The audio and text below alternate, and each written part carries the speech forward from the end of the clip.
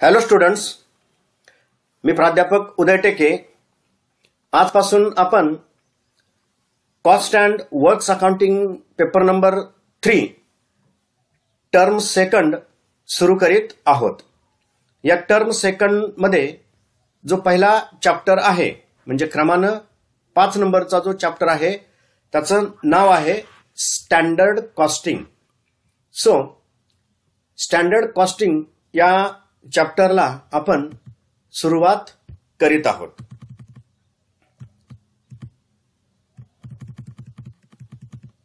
So meaning of standard cost and standard costing.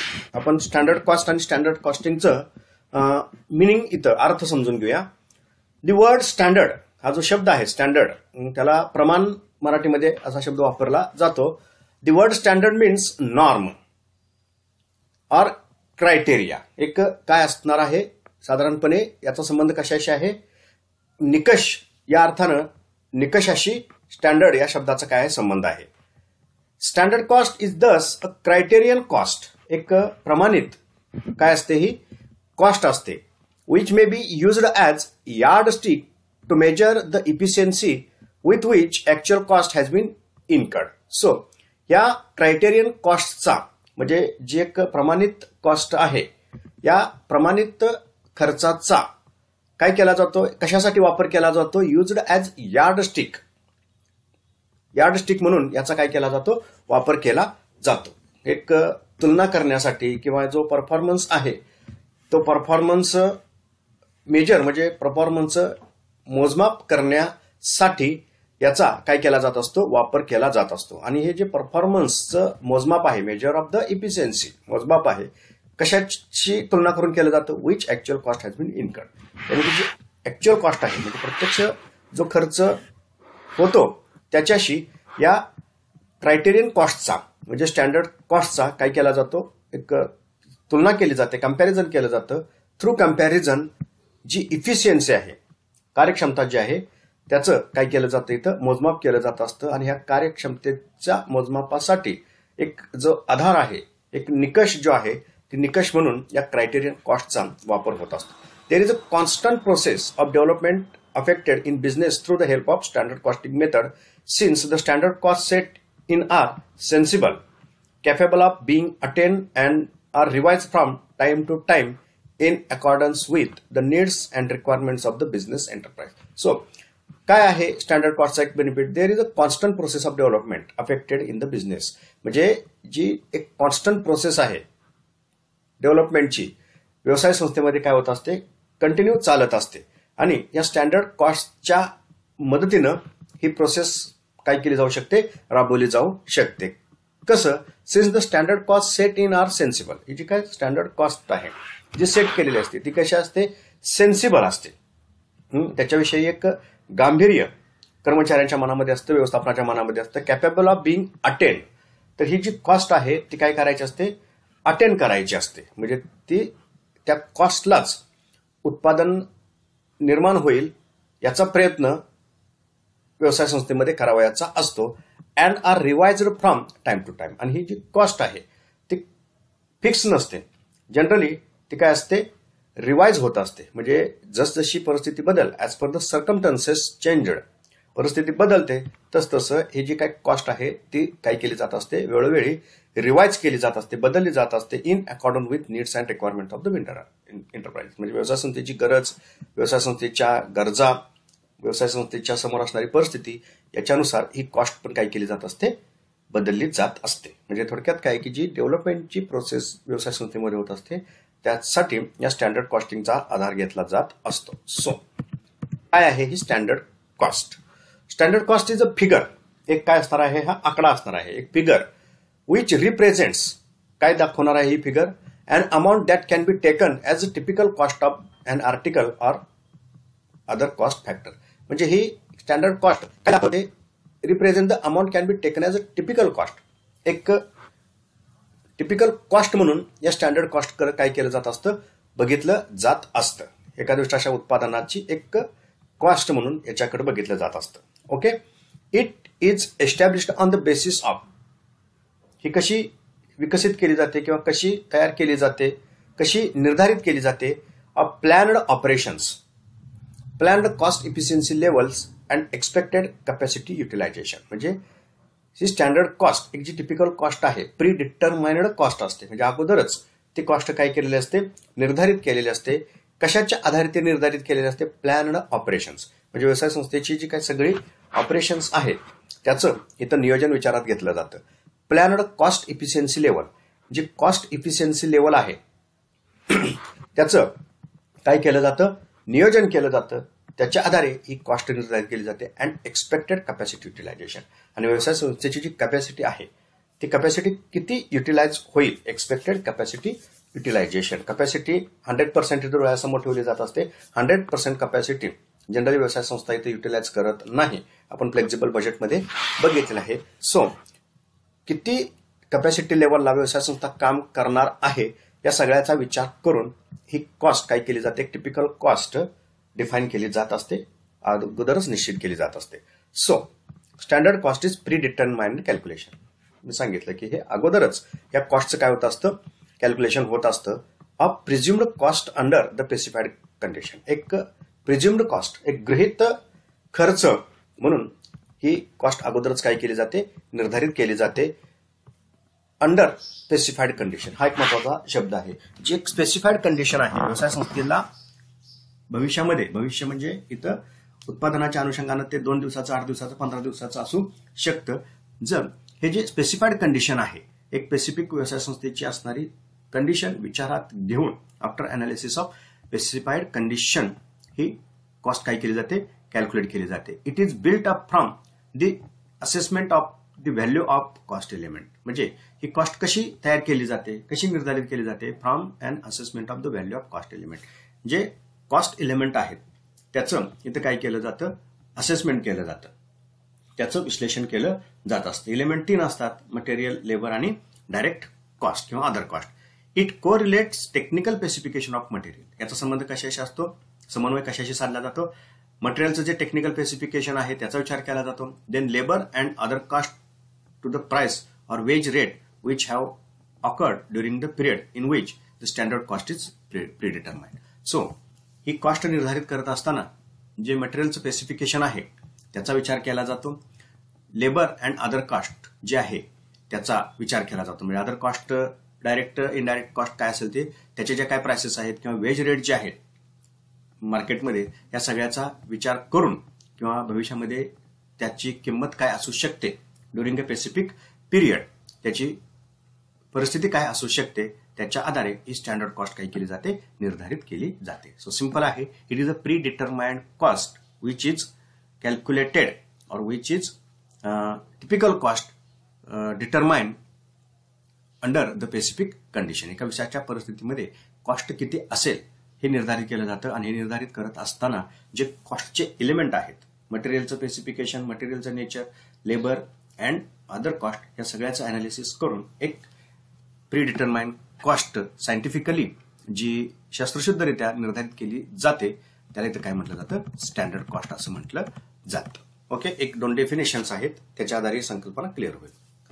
The standard cost is predetermined cost वर बघितलं जातं, which is calculated from management standard of efficient operation and relevant necessary conditions और necessary expenditure. So काय आहे? Predetermined cost आहे, calculated कशी होत असते हा महत्वाचा भाग आहे. Management standard of efficient operation. मॅनेजमेंटचं एक स्टँडर्ड असतं इफिशियंट ऑपरेशनचं, एक प्रभावी किंवा कार्यक्षम जी कार्यप्रणाली आहे ज्याचं एक प्रमाण मॅनेजमेंटनं काय केलेलं असतं? निर्धारित केलेलं असतं. त्याच्या आधारे ही कॉस्ट काय होत असते? निर्धारित होत असते. And relevant necessary expenditure. आणि जे एक्सपेंडिचर्स आहेत या इफिशियंट ऑपरेशन्ससाठी किती खर्च करावे लागतील, रिलेव्हंट नेसेसरी कंडिशन काय असेल याच्या आधारे एक कॉस्ट काय केली जात असते? निर्धारित केली जात असते. Then the standard cost is predetermined cost which determines what each product और service should cost under given circumstances. ही महत्वाची डेफिनेशन आहे. सिंपल आहे, इथपर्यंत क्लिअर आहे. ही एक प्री डिटरमाइंड कॉस्ट आहे, पूर्वनिर्धारित, अगोदरच काय केलेले असते? निर्धारित केलेले असते.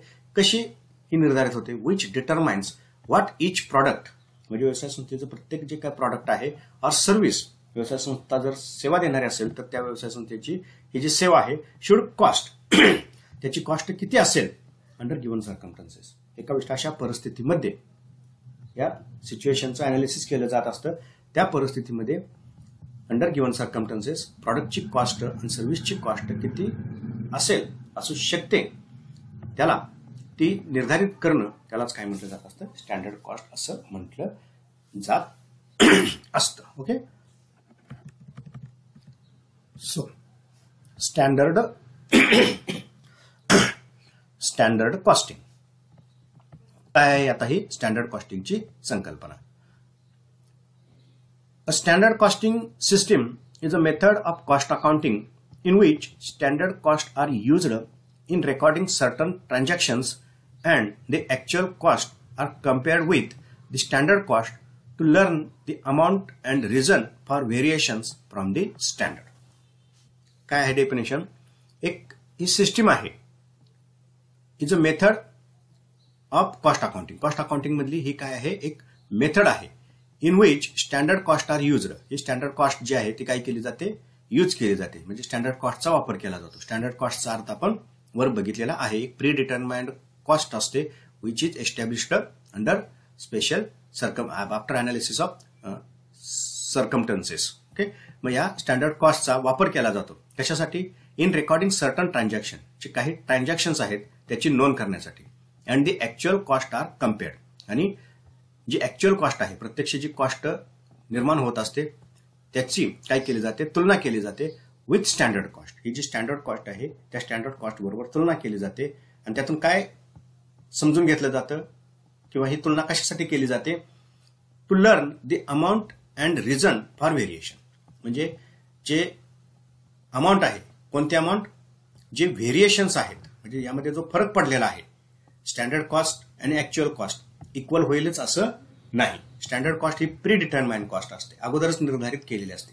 आता त्याची तुलना कशाशी केली जाईल, जी कॉस्ट इन्कर झालेली आहे, म्हणजे जी ऍक्च्युअल कॉस्ट आहे या ऍक्च्युअल कॉस्ट बरोबर याचं कम्पॅरिझन होईल आणि त्यातून काय दिसेल तुम्हाला, काय दिसू शकतो, त्यामध्ये फरक दिसतो, व्हेरिएशन्स. मग त्या फरकाची जी काय अमाऊंट आहे ती समजून घेतली जाते आणि त्याचबरोबर जे रिझन्स आहेत, तो फरक का पडला त्याची जी काही कारणं आहेत ती कारणं यामध्ये काय केली जातात, समजून घेतली जात असतात. म्हणजे काय आहे, सिंपल, ही एक सिस्टीम आहे कॉस्ट अकाउंटिंग मध्ये. त्यामध्ये काय केलं जातं, स्टँडर्ड कॉस्ट काय केली जाते, यूज केली जाते कशासाठी, जे व्हेरिएशन्स आहेत, ऍक्च्युअल कॉस्ट आणि स्टँडर्ड कॉस्ट मधले जे व्हेरिएशन्स आहेत ते समजून घेण्यासाठी. व्हेरिएशन्स म्हणजे काय, तफावत. समजा स्टँडर्ड कॉस्ट 100 आहे एखाद्या स्पेसिफिक प्रॉडक्टची, ऍक्च्युअल कॉस्ट समजा 90 आली, तर ऍक्च्युअल कॉस्ट काय झाली, कमी झाली, स्टँडर्ड कॉस्ट काय होती, जास्त होती. मग ही कमी का झाली, याची जी काही व्हेरिएशन्स आहेत त्याची कारण इथे शोधली जात असतात आणि त्यातून काय केलं जात असतं, कॉस्ट रिडक्शन किंवा कॉस्ट कंट्रोल केला जात असतो. ओके, म्हणजे स्टँडर्ड कॉस्टिंगमध्ये स्टँडर्ड कॉस्टचा कॉस्ट कंट्रोलसाठी, कॉस्ट रिडक्शनसाठी काय केला जातो, वापर केला जात असतो. Standard costing involves the preparation of cost based on predetermined standards and continuous comparison of actual cost with them for the purpose of guidance and control. Standard costing involves preparation of cost based on predetermined standard. जे predetermined standard आहे, म्हणजे कामाची जी काय एक पूर्वनिर्धारित कामाची पद्धती आहे, कामाची एक सिस्टीम आहे, त्याच्या आधारे काय केली जाते, एक कॉस्ट तयार केली जाते आणि कंटिन्युअस कंपॅरिझन, आणि सतत या कॉस्टचं कंपॅरिझन केलं जातं. कशाशी, ऍक्च्युअल कॉस्टशी, जी प्रत्यक्ष कॉस्ट आहे त्याच्याशी कंपॅरिझन केलं जातं with them for the purpose of. कशासाठी हे कंपॅरिझन केलं जातं, for the purpose of guidance and control. म्हणजे मॅनेजमेंटला मार्गदर्शन मिळावं आणि जी कॉस्ट आहे ती कॉस्ट काय राहावी, नियंत्रित राहावी, यासाठी या स्टँडर्ड कॉस्टिंगचा काय केला जातो, वापर केला जात असतो. So through this two definition, या दोन डेफिनेशनच्या आधारे क्लिअर होतं. पहिल्यांदा यामध्ये जी स्टँडर्ड कॉस्ट आहे ती निर्धारित केली जाते, त्यानंतर ऍक्च्युअल कॉस्ट बरोबर त्याचं कंपॅरिझन होतं. कंपॅरिझन करून जी व्हेरिएशन्स येतात त्यामध्ये जी तफावत दिसते ती अमाऊंट शोधली जाते. त्या पाठीमागली जी काही कारणं आहेत ती कारणं, कॉजेस ऑफ व्हेरिएशन्स, ती कारणं शोधली जातात आणि त्याच्या आधारे मॅनेजमेंटला काय मिळत असतं, एक मार्गदर्शन, एक का घडून आलं, जो डिफरन्स आहे तो पॉझिटिव्ह असू शकतो, निगेटिव्ह असू शकतो. हा डिफरन्स का निश्चित झाला याविषयी कारण समजतात, पुढच्या कामासाठी मार्गदर्शन मिळतं. आणि जे कॉस्ट कंट्रोलचा जो ऑब्जेक्टिव्ह आहे, कॉस्ट अकाउंटिंगचा ऑब्जेक्टिव्ह आपण बघितलेला आहे, control cost or reduction of cost. जे कॉस्ट कंट्रोलचं ऑब्जेक्टिव्ह आहे, कॉस्ट रिडक्शनचं जे ऑब्जेक्टिव्ह आहे ते यामधून काय होत असतं, इथं साध्य होत असतं. त्याच्यासाठी जे टेक्निक कॉस्ट अकाउंटिंग मधलं वापरलं जात असतं त्याला काय म्हटलं जात असतं, जनरली स्टँडर्ड कॉस्टिंग असं म्हटलं जात असतं. ओके, आता त्याचे काही ऑब्जेक्टिव्ह आपण बघूया. का ही स्टँडर्ड कॉस्टिंग सिस्टीम बिझनेसमध्ये यूज केली जात असते. Objective of standard costing. Concept discuss करत असताना हे ऑब्जेक्टिव्ह क्लिअर झालेले असतात. Number 1, to institute a control mechanism on all elements of cost that affect production and sales. पहिला ऑब्जेक्टिव्ह काय, जो कंट्रोल मेकॅनिझम आहे, एक नियंत्रण यंत्रणा, ती काय होत असते, प्रत्येक जो कॉस्टचा एलिमेंट आहे, that means material, labour and other cost, त्या कॉस्टचा प्रोडक्शन आणि सेल्सवर काय होत असतो, परिणाम होत असतो. त्याच्यावर control mechanism through standard costing काय केलं जातं, निर्माण केलं जात असतं. म्हणजे in circumstances, in a particular situation, material cost किती असावी, लेबर कॉस्ट किती असावी आणि अदर कॉस्ट किती असावी ही प्री डिटरमाइन केली जात असते. कंपॅरिझन करून, कंटिन्युअस कंपॅरिझन करून एक प्रकारचं एक कंट्रोल मेकॅनिझम काय होत असतं, तयार होत असतं. Then to measure different operational efficiencies and check the wastage. So जी ऑपरेशनल इफिशियन्सी आहे त्याचं एक मोजमाप ह्या स्टँडर्ड कॉस्टिंग थ्रू करता येत असतं. जे वेस्टेज आहेत ते वेस्टेज सुद्धा यामधून काय होत असतात, दिसून येत असतात. Then to improve the delegation of authority and generate a sense of responsibility among the employees. So ही जी डेलिगेशन ऑफ अथॉरिटी आहे ती काय केली जाते, इम्प्रूव्ह, म्हणजे ही जी प्रोसेस आहे ती अधिक प्रभावी केली जात असते. Generate a sense of responsibility, आणि प्रत्येक कर्मचाऱ्यांच्या मध्ये जी एक सेन्स ऑफ रिस्पॉन्सिबिलिटी आहे, म्हणजे एक जबाबदारीची जी जाणीव आहे, ती जाणीव स्टँडर्ड कॉस्टिंग थ्रू निर्माण होत असते. कारण स्टँडर्ड कॉस्टिंग मध्ये एक प्री डिटरमाइंड कॉस्ट असणार आहे, जी प्रत्येकानं अटेंड करायची आहे. Above that particular pre determined cost, त्याच्यापेक्षा जास्त कॉस्ट होऊ नये याची जी काही काळजी आहे, प्रिकॉशन्स कर्मचाऱ्यांनी घ्यावयाची असतात, अशी एक जी परिस्थिती आहे व्यवसाय संस्थेमध्ये निर्माण होत असते. त्याचा परिणाम काय होत असते, एक सेन्स ऑफ रिस्पॉन्सिबिलिटी व्यवसाय संस्थेच्या कर्मचाऱ्यांच्या मध्ये निर्माण होत असते. Then to develop a cost consciousness in the employees. तर प्रत्येक कर्मचाऱ्यांच्या मध्ये जो एक कॉस्ट कॉन्शियसनेस आहे, खर्चाबाबतची एक जागरूकता या कर्मचाऱ्यांच्या मध्ये निर्माण होत असते. कारण इफ कॉस्ट इन्क्रीज्ड, जर खर्च वाढत असेल, ऑटोमॅटिक व्यवसाय संस्थेच्या कर्मचाऱ्यांच्या उत्पन्नावर, वेजेसवर, सॅलरीजवर त्याचा परिणाम होऊ शकतो. त्यामुळे एक जे कॉस्ट कॉन्शियसनेस आहे कर्मचाऱ्यांच्या मध्ये येत असतो. To presume the production cost, sales and profit.